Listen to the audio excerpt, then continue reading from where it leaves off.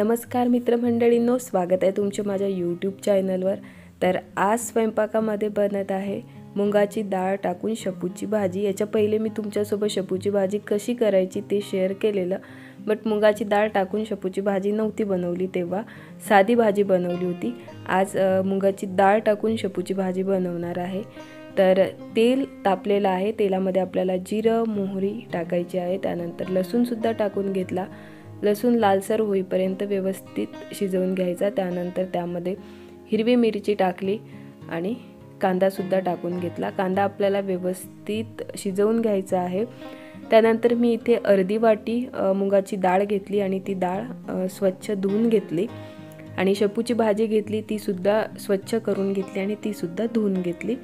आता कांदा शिजलेला आहे, यामध्ये आपल्याला मसाले टाकायचे आहे। मसाल्यामध्ये अर्धा चम्मच हळद, 1 चम्मच तिखट, त्याच्यानंतर अर्धा चम्मच धनेपूड टाकलेली आहे आणि हे व्यवस्थित मिक्स करून घ्यायचं आपल्याला। आणि यामध्ये जी मुगाची डाळ धुतलेली आहे ती मुगाची डाळ टाकायची आहे। आता इथे अर्धा वाटी मुगाची डाळ मी घेतलेली आहे, तर आपल्याला 2 वाटी पाणी टाकायचं आहे, त्याच वाटीने पाणी टाकायचं आहे। आणि नसेलही तसं समजत तर आपल्याला पाणी एवढं टाकायचं आहे की जेणेकरून ही डाळ थोडीशी शिजेल, एवढं आपल्याला पाणी टाकायचं आहे। जास्त जर डाळ शिजली तर ही भाजी चांगली लागत नाही आणि भाजीत जर पाणी राहिलं तरी सुद्धा ही भाजी चांगली लागत नाही, म्हणून मग पाणी थोडंसं व्यवस्थित मोजूनच घ्या तरच ठीक राहील। त्यानंतर मी मीठ इथे टाकून घेतलेलं आणि ही जी भाजी आहे ती फुल पॉवरवर मी छान शिजवून घेतली। सोबतच इथे जी शेपूची भाजी आहे ती सुद्धा इथे कापून घेतलेली। आता ही डाळ ना शिजली, पूर्ण नाही शिजू द्यायची आहे, थोडीशी कमी शिजायची राहिली की त्यानंतर तिथे ही जी भाजी आहे शेपूची ही टाकायची आहे आणि थोडंसं त्यामध्ये जे पाणी राहते त्या पाण्यामध्ये ही भाजी शिजवून येते। इथे बघू शकता तुम्ही थोडंसं पाणी राहिलेलं आहे, तेव्हा मी ही भाजी टाकली, झाकण ठेवून ही भाजी मस्तपैकी आपल्याला शिजवून घ्यायची आहे। खूप छान लागते, पूर्ण पाणी आटेपर्यंत ती भाजी शिजवून घ्यायची। तर अशा पद्धतीने मी शेपूची भाजी बनवते। आता तब्येत बरी नाही आहे हे तुम्हाला कालच्या व्हिडिओमध्ये समजलंच। साधा खोकला होता आणि त्या खोकल्यामध्ये माझं पोट दुखत होतं, तर मला असं वाटलं की खोकल्यामुळेच माझं पोट दुखत आहे, ते माझ्या लक्षात आलं नाही। पण जेव्हा दवाखान्यात गेलो तेव्हा खूप मोठी गोष्ट होऊन गेली, म्हणजे अशी गोष्ट झाली की आमची तर म्हणजे पायाखालची जमीनच निघून गेली। आम्हाला समजलंच नाही की बापरे एवढं मोठं कसं काय झालं। ही सगळी गोष्ट छोट्या गोष्टी राहतात, दुर्लक्ष केलं की त्याच्याकडे त्या अशा मोठ्या स्वरूपात रूपांतर होते त्याचं। म्हणून मी नेहमी सांगते की कधीही स्वतःची काळजी घ्या, थोडीशी गोष्ट असली तरी लक्ष द्या। बट आता काही गोष्टी लक्षातच येत नाही तर त्याला काही पर्याय राहत नाही, अशीच ही गोष्ट आमच्यासोबत झाली। आरामसुद्धा सुरू आहे आणि हळूहळू कामंसुद्धा सुरू आहे। यशिकाचे पप्पा म्हटले मला बाही लावतो हे लावतो, बट मीच त्यांना नाही म्हटलं, कारण की दिवाळीत खूप सगळा फराळ खाऊन मी मस्त वजन वाढून घेतलेलं आणि त्यांना म्हटलं आता जर मी टोटली आराम केला, खाल्ला आणि बसली आणि झोपली तर माझं वजन आणखी जास्त वाढेल आणि आणखी जास्त एखादी बिमारी मला लागेल। त्याच्यापेक्षा मी हळूहळू माझे कामही करते आणि आरामही करते, म्हणून मग बाई वगैरे काही लावली नाही। कामं इथे सुरू आहेत।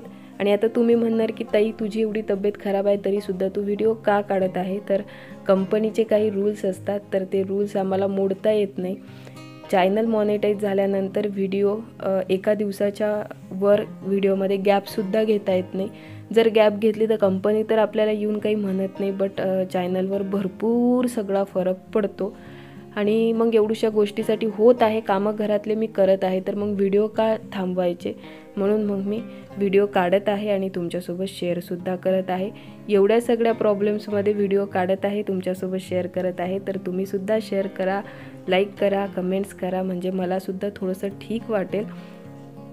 आणि आणखी एक गोष्ट अशी सुद्धा आहे की जर आपण कुठलं तब्येत खराब असली आणि ती तब्येत घेऊन बसलं ना तर ती तब्येत आपल्याला जास्त वाटते, म्हणजे ती अंगाला जर आपण लावून घेतली कुठलीही गोष्ट तर आपल्याला खूप जास्त झाल्यासारखं असं वाटते, खूप जास्त आपण बिमार आहे असं वाटते। म्हणून मग त्या गोष्टीतूनही डोकं काढायसाठी म्हणून मग व्हिडिओ हा एकच पर्याय आहे माझ्याकडे की ते जर मी गोष्ट करत राहिली तर माझं डोकं थोडंसं बाकीच्या गोष्टींमधून बाहेर येते आणि मला स्वतःच्या मनालाही ठीक वाटते, स्वतःलाही चांगलं वाटते आणि माझा टाईमही जातो त्यामध्ये। आणि काहीतरी भरपूर गोष्टी या व्हिडिओच्या थ्रू मला शिकायलाही भेटतात, त्याच्यामुळं मग मी हे व्हिडिओ काढत राहते. तर थोडंसं समजून घ्या. काही दिवस असेच थोडे सिंपल व्हिडिओ येतील, बट जसं जसं सगळ्या गोष्टी व्यवस्थित होत जातील तसं तसं हळूहळू व्हिडिओमध्ये आणखी काही तुम्हाला शिकण्यासारख्या गोष्टी मी दाखवत जाईल. कपडे संध्याकाळची वेळ होती, वातावरण तुम्ही बघू शकता किती सुंदर आहे आणि किती सुंदर वाटत होतं. सूर्य बिल्डिंगच्या साईडने होता तर खूप छान वाटत होतं. तर म्हटलं चला तुमच्यासोबतसुद्धा शेअर करते, तुम्हालासुद्धा दाखवते. कपडे वाळत घातल्यानंतर इथे थोडंसं पाणीसुद्धा टाकून दिलं, कारण की ही गॅलरी लास्टमध्ये आहे, तर बाजूलाच गेट असल्याच्याने येणाऱ्या जाणाऱ्या गाड्यांची सगळी धूळ वरती येत राहते. आता हा जो व्हिडिओ आहे ना, हा पूर्ण दिवसातला व्हिडिओ आहे. मी कामंसुद्धा करत होती, आरामसुद्धा करत होती, त्याच्यामुळं जे गोष्ट करत होती त्या गोष्टी तुमच्यासोबत शेअर करत होती.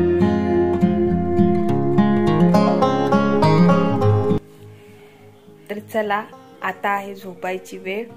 तब्येत ठीक नाही आहे हे तुम्हाला माहितीच पडलेलं आहे आता, त्याच्यामुळं तुम्ही सुद्धा सगळ्या गोष्टी समजून घ्या. तर थोडेफार कामं करून आणि आरामसुद्धा चालू आहे. आणि आज थोडीशी जास्तच तब्येत ठीक नव्हती, थोडासा जास्त त्रास होत होता मला, बट ठीक आहे, हळूहळू ह्या सगळ्या गोष्टी क्लिअर होऊन जातील. लाईफ आहे, लाईफमध्ये जर खुशी आल्यानंतर आपण ती आनंदाने स्वीकार करतो, तर काही दुःख असतात ते आल्यानंतर ते सुद्धा आनंदाने स्वीकार करून आणि त्यातून आपल्याला समोर गेलेलं जाता आलं पाहिजे. सगळ्यात महत्त्वाचं म्हणजे त्यातून आपल्याला समोर जाता आलं पाहिजे. त्याच्यामुळं जिंदगी आहे, जी लो. ज्या गोष्टी आनंदाच्या येतील त्या पण स्वीकारायच्या आणि ज्या गोष्टी दुःखाच्या येतील त्या पण स्वीकारायच्या आणि मस्तपैकी आरामात आपलं समोर जायचं. तर असा होता आजचा हा व्हिडिओ. जर तुम्हाला आवडला तर लाईक करा, कमेंट्स करा, शेअर करा आणि भेटते उद्याच्या नवीन व्हिडिओमध्ये. तोपर्यंत take care and bye bye.